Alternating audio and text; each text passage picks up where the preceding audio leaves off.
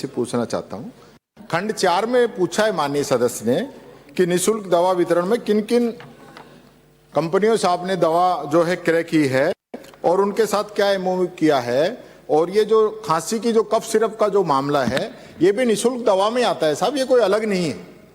तो जो निःशुल्क दवा के अंदर जो कफ सिरप आई उससे जो मौत हुई बच्चों की, तो उन पे आपने किस पे क्या क्या कार्रवाई की, ये माननीय सदस्य पूछ रहे हैं। इसके बाद एक मैं और पूछूंगा। अध्यक्ष महोदय, ये जो दवाइयों की जिसकी माननीय नेता प्रतिपक्ष कह रहे हैं जिनसे डेथ हुई है, राजस्थान के अंदर जो भी डेथ्स हुई हैं, या तो ज्यादातर जो डेथ्स हुई हैं 2, 4, 5 ही हुई हैं डेथ्स, उसके अंदर माता पिता को, एक मिनट, माता पिता को जो दवाई दी गई तो सुन लो, उसके अंदर मेन कारण अध्यक्ष महोदय कि माता पिता को जो खांसी की दवाई दी गई उन्होंने वही डोज जो है अपने छोटे 2 साल के बच्चे को दी।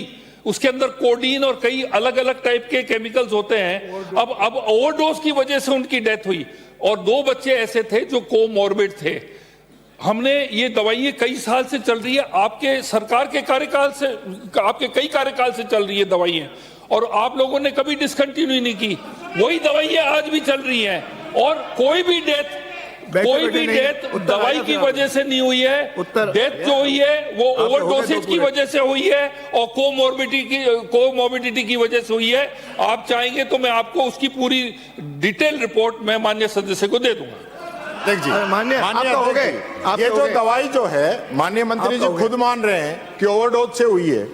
माननीय मंत्री जी, ये जो इंडस्ट्री है ये कई जगह ब्लैकलिस्ट हो चुकी है, और जो गड़बड़ी है इसके प्रॉपर है जो बैच जो आया है वो बैच जो मध्य प्रदेश भी गया है, यहाँ भी गया है, उसके अंदर ये सारी गड़बड़ी हुई है। तो ये कहना कि भी पहले से चलती आ रही है, कोई दवाई पुराने समय में हो सकता है सही स्थिति हो, आज उसकी स्थिति सही नहीं हो। हमारे कोई भी डॉक्टर के प्रिस्क्रिप्शन से दवाई नहीं दी गई है। अगर हमारे डॉक्टर के प्रिस्क्रिप्शन से कोई दवाई दी गई होती है, उससे डेथ होती है, तो उसके अंदर डॉक्टर और जो सरकार उसके अंदर बाध्य बनती है।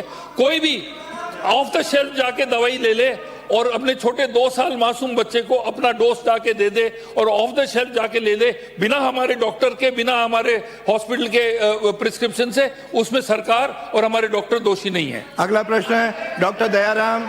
हो गए 2 बार आपने पूछ लिया। डॉक्टर दयाराम, प्रश्न संख्या 74।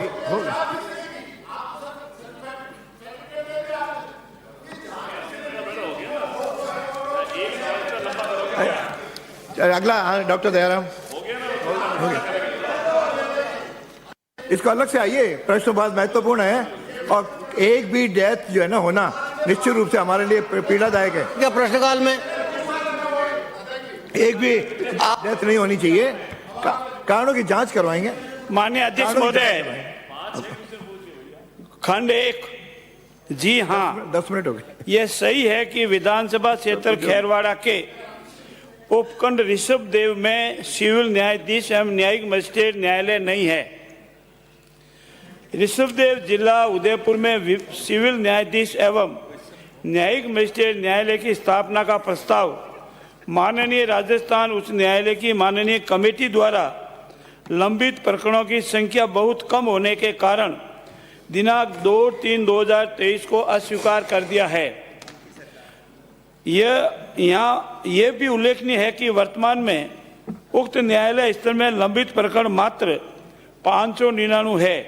भविष्य में इस संबंध में प्रस्ताव प्राप्त होने पर राज्य सरकार द्वारा विचार किया जा सकेगा। धन्यवाद। माननीय सदस्य को पूछना है? नहीं पूछना। नहीं। अगला प्रश्न है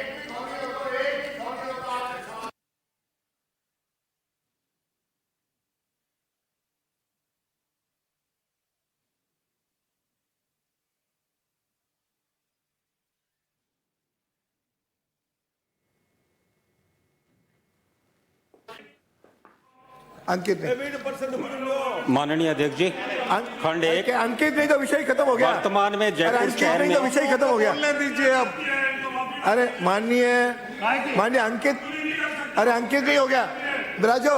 हाँ, अगला आप बोलिए माननीय मंत्री जी, आप बोलो। खंड 1, वर्तमान में जयपुर शहर में अवैध गैस रिफिलिंग बैठे एवं बैठे। घरेलू एलपीजी गैस सिलेंडरों के दुरुपयोग के विरुद्ध ऑपरेशन परिवर्तन सतर्क नागरिक सुरक्षित शहर अभियान चलाया जाकर कार्रवाई की जा रही है। वर्तमान में स्थायी निगरानी तंत्र स्थापित करने के संबंध में कोई प्रस्ताव विचाराधीन नहीं है। खंड 2 विधानसभा क्षेत्र सिविल लाइंस में वर्ष 2023 से वर्ष 2025 तक अवैध गैस रिफिलिंग के विरुद्ध 34 शिकायतें प्राप्त हुई है। उक्त शिकायतों पर की गई कार्रवाई के दौरान 493 gas cylinder, 41 refilling centre, 33 nozzle point, 39 electronic कांटे एवं 21 बांसुरी रेगुलेटर जब्त किए गए हैं। जब्त सामग्री का स्थानवार विवरण परिशिष्ट 1 पर संलग्न है।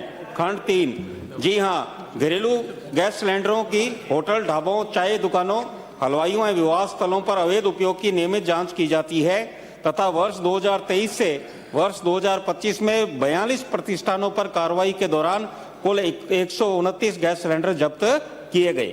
माननीय सदस्य पूरक प्रश्न संख्या 1, एसेंशियल कमोडिटीज एक्ट के तहत कितने गैर लाइसेंस वालों को गिरफ्तार किया गया है और क्या उसमें से किसी को सजा हुई है?